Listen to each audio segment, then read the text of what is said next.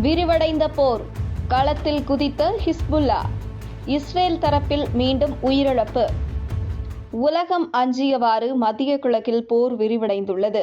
Israel மீது Hezbollah அடுத்தடுத்து ராக்கெட்டுகள் வீசியதில் Israel தரப்பில் உயிரிழப்பு ஏற்பட்டுள்ளதாகவும், போர் விரிவடைந்து விட்டதாக அல் ஜசீராவின் கள செய்தியாளர் தெரிவித்துள்ளார். இஸ்ரேலின் ஷுட்லா என்ற நகரத்தை நோக்கி ஹிஸ்புல்லா பீரங்கி எதிர்ப்பு ஏவுகணைகளை வீசியது. இதில் ஒருவர் உயிரிழந்துள்ளதாக இஸ்ரேல் அதிகாரப்பூர்வமாக அறிவித்துள்ளது.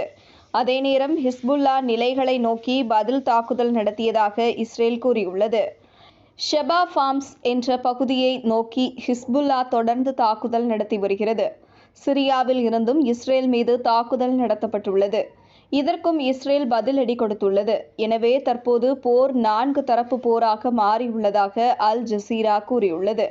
கடந்த சில நாட்களாக வரையறுக்கப்பட்ட அளவில் நடந்த மோதல்கள் தற்போது தீவிரத்தன்மையை அடைந்துள்ளதால் கவலை ஏற்பட்டுள்ளது.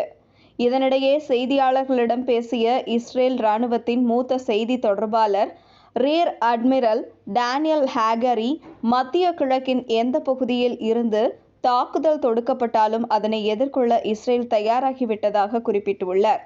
லெபனானை ஒட்டிய இஸ்ரேல் எல்லைச்சுவரில் இருந்து 4 கிலோமீட்டர் தொலைவுக்கு மக்கள் வெளியேற வேண்டும் என இஸ்ரேல் வலியுறுத்தியுள்ளது.